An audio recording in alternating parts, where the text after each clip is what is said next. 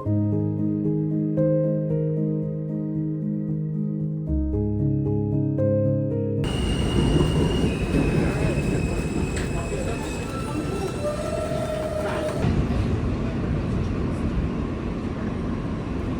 है भाई आप सभी लोगों का एक नई वीडियो में। आपने पिछली वीडियो में मेरे को देखा कि भाई फ़्लाइटें कैंसिल हो गई, ट्रेन लेके आया, मैं आया रात को एयरपोर्ट पे पड़ा रहा, क्या किया मैंने फिर वो इस वीडियो में पता चलेगा। अब तो मैंने एयरपोर्ट ही चेंज कर लिया। JFK एयरपोर्ट से मैं भागा लगवाड़ी एयरपोर्ट पे। न्यूयॉर्क में शायद 5 एयरपोर्ट कुछ हैं, तो ट्रेन लेके अब लगवाड़ी एयरपोर्ट जा रहा हूँ। बस आखिरी बस लेनी है, वो देखनी है। ओहो, एग्ज़िट 74-75 स्ट्रीट वहाँ पे है। शिट। तो हमको लेनी है यहाँ से बस जो कि हमको पहुँचा देगी लगवाड़िया एयरपोर्ट पे। तो भाई एवियांका कह रहे हैं पता नहीं क्या करा, कह रहे हैं कल की फ़्लाइट ले लो, ये अर्जेंटीना में दंगे हो गए, ये हो गया वो हो गया। मैंने कहा एक दिन में दंगे थोड़ी सॉल्व हो रहे हैं, इनका कुछ हो गया होगा, अर्जेंटीना पे नाम थोप दिया, अपना हो गया। मैंने न्यूज़ में भी चेक किया, कुछ भी नहीं आ रखा न्यूज़ में। कह रहे हैं वो फ़्लाइट लैंड नहीं करने दे रहे, ये नहीं करने दे रहे। मैंने कहा फिर और एयरलाइन कैसे उड़ रही हैं, तुम्हारी फ़्लाइट नहीं लैंड करने दे रहे क्या? बस भाई वो आ गई मेरी बस और मेरे को यहीं से क्रॉस करनी पड़ेगी सड़क। वो Q70 आ रखी, कहाँ रुकेगी अब वो ये नहीं पता। हाँ ये लिखी लगवाड़िया एयरपोर्ट के लिए। तो भाई मैंने उनको सब बोल दिया एवियांका वालों को कि मेरे को अगर आप 2 दिन बाद की दे रहे हो, 3 दिन बाद की, तो एक काम करो बोगोटा की फ़्लाइट आज ही दे दो, मैं रुक जाऊँगा कोलंबिया 2-3 दिन और फिर उसके बाद दे देना। कहते ये भी नहीं हो सकता। मैंने कहा फिर उठा के कैंसिल ही कर दो, एक काम करो। फिर भाई मैंने पूरी रात बैठ के फ़्लाइटें देखी, चिली की फ़्लाइट देखी, कोलंबिया की देखी, मैंने ब्राज़ील की देखी और पैनामा की भी देखी। मैंने कहा कहाँ से क्या सस्ता पड़ेगा उस हिसाब से करा लेते हैं। पर भाई सब कुछ ही बहुत महंगा था। मतलब ये मान लो आप फ़्लाइट से 2 घंटे पहले बुक करा रहे हो तो बहुत महंगी मिलती हैं अमेरिका जैसे देशों में। तो एक फ़्लाइट फाइनली हमको मिल गई, वो मैं आपको एयरपोर्ट जाके बताऊंगा कि उस फ्लाइट में हम कैसे कैसे जाके मे भी अर्जेंटीना पहुंच सकते हैं। और जो मैंने ब्राज़ील का वीज़ा लिया था ना, वो काम आएगा भाई आज। मतलब सोचा नहीं था कि ऐसा हो भी सकता है। और कभी भी आप मतलब लगवाड़िया आ रहे हो और आपके GPS पे दिखा रहे Q70, लगवाड़िया आने जाने वाली काफ़ी सारी बसेस हैं, Q48, Q70, ये स्पेशल बस है। तो इसका आपको फेयर नहीं देना, ये फ्री ऑफ कॉस्ट चलती है शहर में से जहाँ से भी लोग हैं। और लगवाड़िया एयरपोर्ट तक टर्मिनल C भी जाती है और टर्मिनल B भी जाती है। ये हो गया। तो मैंने जो फ़्लाइट बुक करी है भाई, वो करी है न्यूयॉर्क से ह्यूस्टन, ह्यूस्टन से रियो डी जेनेरियो। तो मैं रियो तो पहले घूम चुका हूँ, ये मैंने इसलिए बुक करी। फ़्लाइट आ रही थी सिर्फ $350 की, प्लस मेरे पास $252 अपने यूनाइटेड एयरलाइंस के अकाउंट में भी पड़े थे, जो कि मतलब एक्सपायर होने वाले थे। अब ये $252 मेरे को कैसे मिले थे, ये आपको जानना है तो भाई या तो मेरी सारी वीडियोस देखो जाके, या फिर आप ले सकते हो मेरा कोर्स भी, जिसमें मैंने सिखाया कि भाई आखिरी मोमेंट में फ़्लाइटें कैसे करनी, सस्ती फ़्लाइट कैसे करनी, फ्री में फ़्लाइट कैसे करनी, ये सारा मैंने उसमें बताया। उसी की बदौलत भाई, इतने सारे एक्सपीरियंस की बदौलत मैंने अगले 5 घंटे में ऐसी फ़्लाइट करा ली। जो एवियांका मैंने कराई थी, वो कराई थी मैंने $400 की। अब $400 मेरा आएगा रिफ़ंड। ये वाली फ़्लाइट मेरे को नेट पड़ी है $98 की, ठीक है। और जो अगली वाली फ़्लाइट रियो से मैं जाऊंगा ब्यूनस एयर्स, वो मैंने चेक कर ली, वो पड़ रही है कुछ $100 के करीब। तो मतलब 200 मान लेते हैं, तो मेरे को 400 वापस मिलेंगे और मेरी जेब से गए 200। मतलब फ़्लाइट कैंसिल हुई, उसमें भी फ़ायदा मेरा हो गया आखिरकार कि मेरे को $200 मतलब एक तरह से वापस ही मिल जाएंगे। पर हाँ, परेशान हुआ वो बात तो खैर अलग है। पर उस कोर्स को लेके आपको ये पता चल जाएगा कि भाई आखिरी मोमेंट पे घबराना नहीं है, फ़्लाइटें मिल जाती हैं। तो ये मैं बता रहा था, बस अपने कोर्स की थोड़ी प्रमोशन कर दी मैंने। किसी ना किसी का तो फ़ायदा हो ही जाएगा। $500 का $700 कोर्स है, इतना फ़ायदा हो गया मेरे को तो खड़े खड़े यहाँ पे $200 का। वरना मेरे पॉइंट्स भी एक्सपायर होते और मेरे को अपनी जेब से एक्स्ट्रा पैसे दे के महंगी फ़्लाइट भी करानी पड़ती है। ये लगवाड़िया एयरपोर्ट JFK से थोड़ा शांत है, ऑब्वियस सी बात हो गई। तो यहाँ से कम फ़्लाइट जाते हैं JFK में, टर्मिनल भी ज़्यादा है, पैसेंजर लोड भी ज़्यादा है। ये देखो खाली पड़ा है और ऐसा लग रहा है जैसे नया नया अभी बनाया हो। भाई यहाँ पे मशीनें लगी हुई हैं यूनाइटेड की भी। और भाई ये पहली बार हुआ है भाई मेरे साथ, मैं मशीन में चेक इन कर रहा था। ऑब्वियसली मेरे को पता है कि मैं ब्राज़ील जा रहा हूँ, तो मेरे को वीज़ा चाहिए होगा ब्राज़ील का। तो वहाँ पे लिखा आ गया कि आप सर्विस एजेंट से मिलो या फिर सर्विस एजेंट का कार्ड इस मशीन में डालो। तो सर्विस एजेंट खुद ही आ गया, वो कह रहा कि कोई दिक्कत है सर, मैंने कहा हाँ भाई मेरे को डॉक्यूमेंट वेरीफाई कराने इसलिए मैं काउंटर पे जा रहा हूँ। कहता कोई दिक्कत नहीं है। उसने अपना आईडी कार्ड निकाला, मशीन में डाला और कहता अब मैं सारी रिक्वायरमेंट पढ़ूंगा। स्क्रीन पे लिख के आ गई भाई सारी रिक्वायरमेंट्स, स्क्रीन पे ही लिख के आ गई। स्क्रीन पे लिखा आ गया कि इसको ब्राज़ीलियन वीज़ा चाहिए, 1 साल का चाहिए, 5 साल का चाहिए, पता नहीं क्या क्या लिखा आ गया था। तो उसमें ये भी लिखा था रिटर्न टिकट नहीं है तो रिफ्यूज़ हो सकती है एंट्री, ये वो सब कुछ लिखा था वहाँ पे। तो उसने ओके कर दिया। फिर आया कि आप बैग चेक इन नहीं कर सकते क्योंकि अभी काफ़ी जल्दी आ गए आप एयरपोर्ट पे। तो मैंने कहा मैं तो कुछ चेक इन नहीं कर रहा। तो कहता नहीं मैं आपका कर नहीं सकता अभी, आप 4 घंटे तक हम चेक इन ले लेते हैं, 4 घंटे पहले तक। तो अगर आपकी फ़्लाइट 12:18 पे है तो आप 8:20 के करीब आ जाना, मैं आपका कर दूंगा चेक इन। देखो अब दोबारा आ गया, मैं 8:20 हो गए। तो यहाँ पे ऐसा लिखा आ जाता है। तो आएंगे एम्प्लॉय तो अपना बैज स्कैन करेंगे। देखो कर दिया इन्होंने अपना, और अब आगे बढ़ सकते हैं। तो अब यहीं पे लिखा आ गया था क्या चाहिए क्या नहीं चाहिए। तो मेरी फ़्लाइट न्यूयॉर्क से ह्यूस्टन, ह्यूस्टन से रियो। Dígale en inglés, yes, my sister English. Hi, I'm trying to help your brother to check in because he needs to fill the form. एक विंडो सीट मिल गई। चलो भाई फाइनली चेक इन हो गया। कुछ भी नहीं पूछा बंदे ने। मैं दोबारा गया, वही बंदा वहीं खड़ा था। तो कहता मैंने तो तेरे डॉक्यूमेंट देख रखे हैं। डॉक्यूमेंट क्या, उसने वीज़ा देखा मेरा। तो भाई ना रिटर्न टिकट ना कुछ भी नहीं पूछा।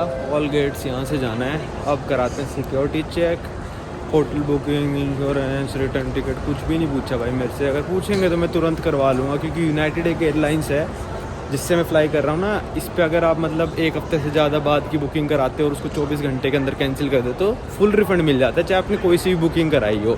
भाई ये आ गया था मैं ड्यूटी फ्री शॉप पे। और ड्यूटी फ्री तो नहीं होती भाई, ये सबसे बड़ी लूट जो दुनिया में बना रखी है लोगों ने वो है ड्यूटी फ्री शॉप।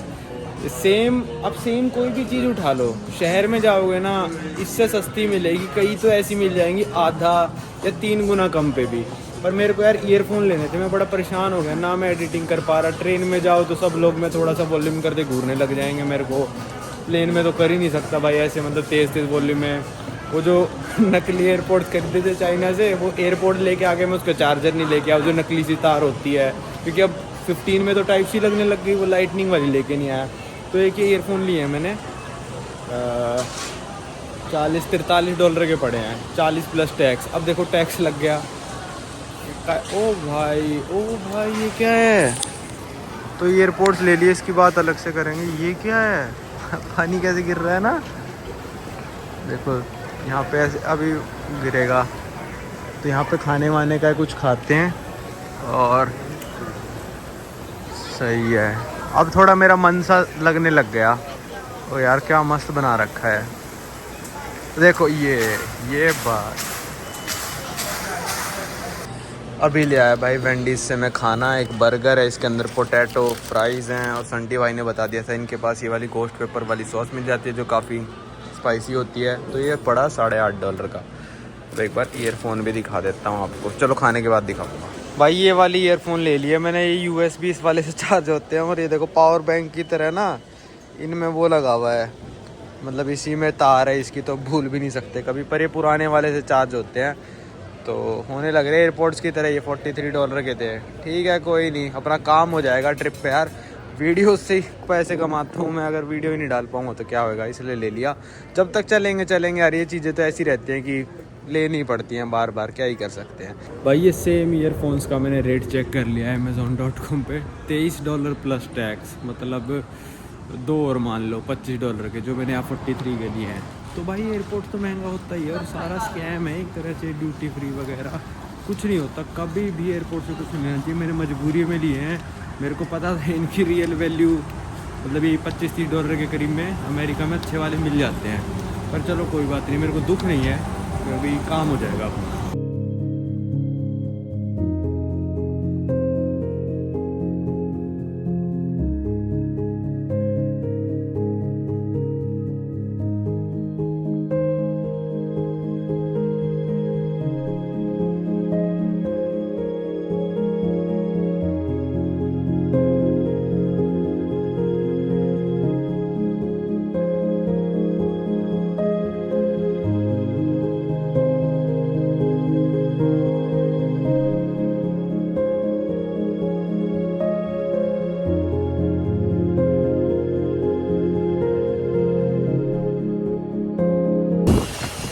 गए भाई हम ह्यूस्टन में लैंड। बहुत ही तेज हवा चलने लग रही है यहाँ पे, गर्मी भी है भाई बहुत ज़्यादा। भाई यहाँ पे देखो फ्लाइटें हमेशा अमेरिका में अल्फ़ाबेटिकल ऑर्डर से होती हैं, उससे नहीं होंगी जैसे टाइम के हिसाब से इंडिया में आती है ना, टाइम जिसका पहले होता है ऊपर आती है, वैसे नहीं आएगी। ये रही भाई रियो डी जेनेरो की फ़्लाइट रात को 8:20 की, अभी बजे 4 घंटे हमारे पास C8 पे जाना है। और हमको यहाँ पे दिख चुका है अपना फेवरेट रेस्टोरेंट चिक-फिला, तो मैं शायद यहीं पे बैठूंगा अभी थोड़ी देर, चिक-फिला खाएंगे और फिर चलेंगे।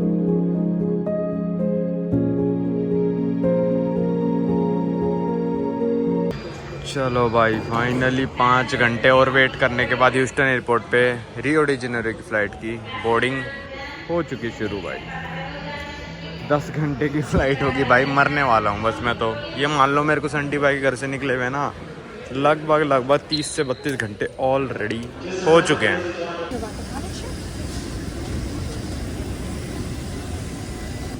भाई यूनाइटेड की इस वाली फ़्लाइट में पहली बार बैठा हूँ मैं, और देखो ये वाला पिल्लो कैसा दिया है इन्होंने, वो जो दुकानों पे बेचते हैं ना थोड़ा थोड़ा वैसा दे दिया अब की बार कि गले में लगा के लेट जाओ। ये कितना सही करा इन्होंने ना।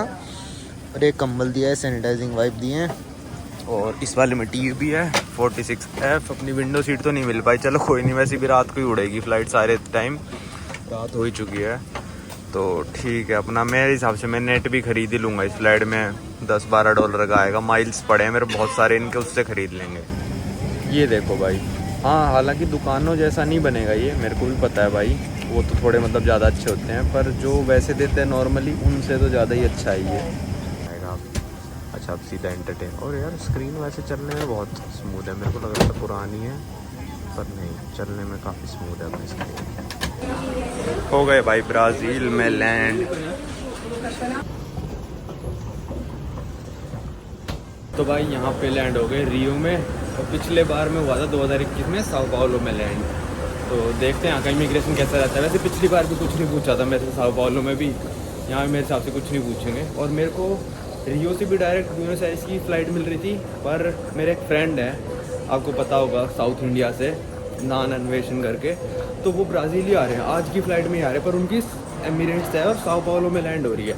तो मैंने कहा चलो ठीक है 2-3 दिन रेस्ट करते हैं, मैं तो थक गया भाई पूरा, तो 2-3 दिन रेस्ट करते हैं। शायद अभी बस लेके हम चलेंगे यहाँ से साओ पाउलो। लो भाई ये निकल गए हम कस्टम्स इमिग्रेशन सब करा के बाहर। तो भाई निकल गए बाहर, और मैं आपको बताता हूँ क्या हुआ। पता है बात क्या होती है, बहुत डिपेंड करता है कि आपकी फ़्लाइट भी कहाँ से आ रही है। मेरे से बस एक सवाल पूछा कि आप कहाँ से आ रहे हो, मैंने कहा ह्यूस्टन से आ रहा हूँ। कहता अच्छा यूनाइटेड एयरलाइंस के साथ, मैंने कहा हाँ। कहती वेलकम टू ब्राज़ील। अब यहाँ से भाई मैं टैक्सी लूँगा क्योंकि इतना टाइम नहीं बचा। 11:30 बजे एक फ्लिक्स बस है जो कि जाती है एक टर्मिनल से, बस टर्मिनल से, और साओ पाउलो पहुँचा देगी मेरे को 6 घंटे में। $18 की उसकी टिकट है, $18-20 की, और यहाँ से टैक्सी पड़ेगी मेरे को $13 में। तो फटाफट टैक्सी लेते हैं।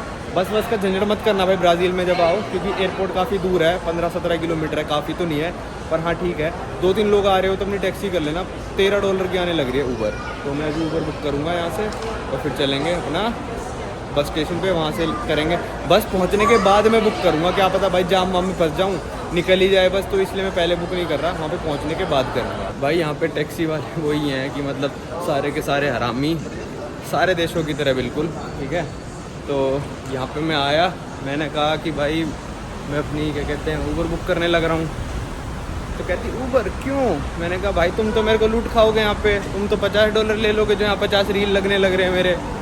कहता अच्छा कहाँ जाना है? मैंने कहा यहाँ जाना है। फिर कहता है टैक्सी कितना दिखा रही है ऊबर? मैंने कहा 50 रील। हंस के चला गया। भाई इतने बदमाश हैं कि मेरे को ये तक नहीं बता रहे कि ऊबर जाएगी कहाँ से।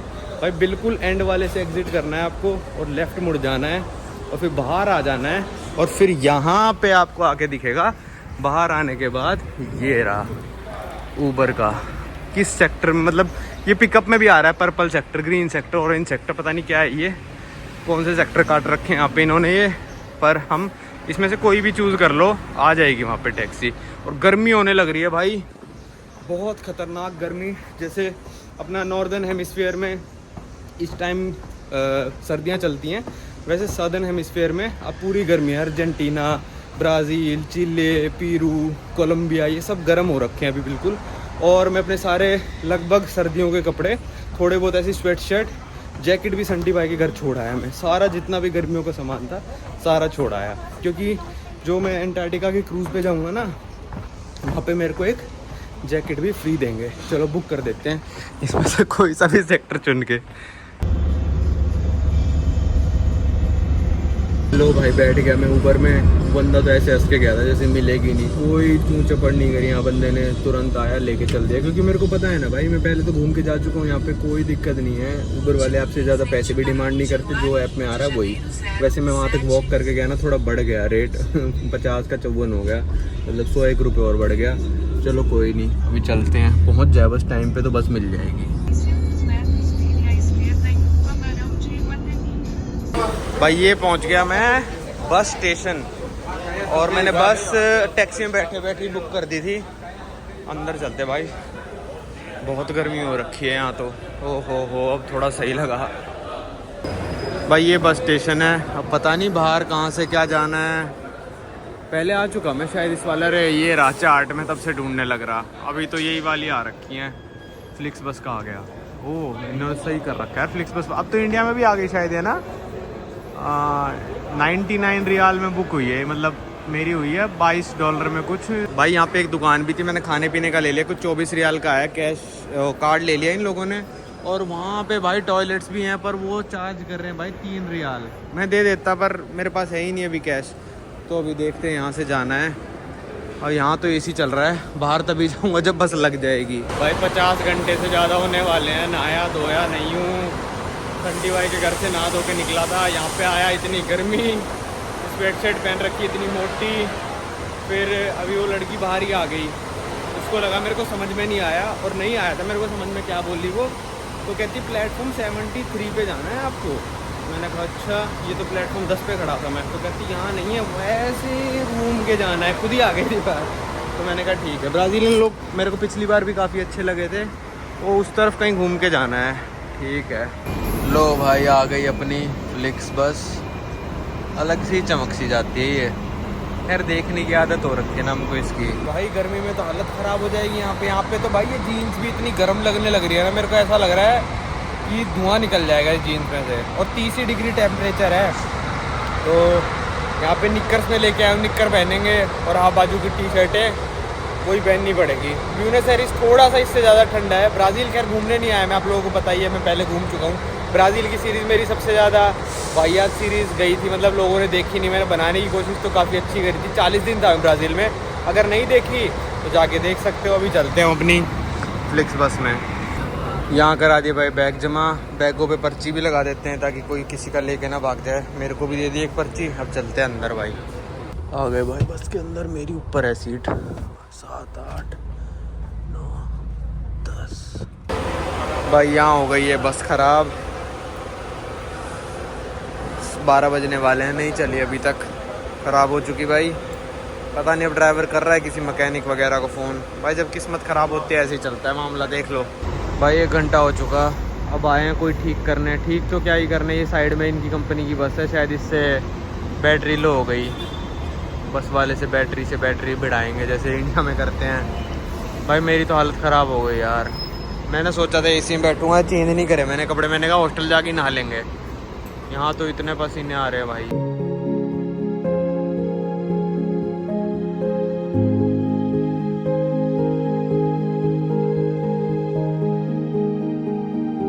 भाई ये पहुँच गया मैं साओ पाउलो। रात हो चुकी है, लगभग 7 साढ़े 7 हो चुके, तो पहुँच गया हूँ। चलो कोई नहीं, अब चलते हैं हॉस्टल। मैं तो थका हुआ हूँ भाई, ये पहले भी आ चुका मैं इस बस अड्डे पे कई बार।